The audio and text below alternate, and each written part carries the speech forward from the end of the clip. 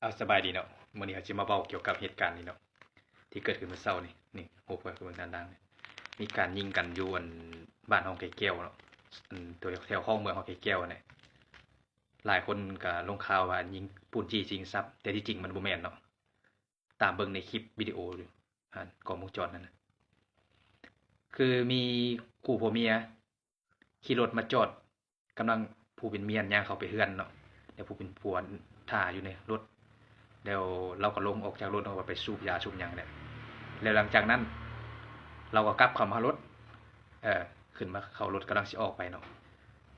เมียก็ขึ้นรถมาแล้วกำลังสิออกไปเราก็ปิดประตูรถแล้วมีคันรถสีแดงคันเนาะขี่มาทางหลังกันแล้วบ่เบิ่งตามเบิ่งเนาะบ่เบิ่งแล้วมาตามรถเราก็ลงกับเมียเราก็ลงไปเบิ่งด้วยความเป็นห่วงเลยเนาะเพราะรถสีแดงมันตกลงคลองเนาะแต่ว่าผู้อยู่ในรถอันสีแดงกันนะจกปืนมายิงใส่เมียเราจนเสียชีวิตคาที่เนาะแล้วผู้เป็นผัวนี่ก็เอาปืนมายิงตอบโต้คืนเพื่อเป็นเบิ่งนั่นก็เป็นป้องกันตัวเนี่ยเนาะแล้วก็เฮ็ดให้ผู้อันขับรถสีแดงก็เสียชีวิตพร้อมกับเมียเราหั่นเสียชีวิตแล้วเราก็หลบหนีไปเนาะ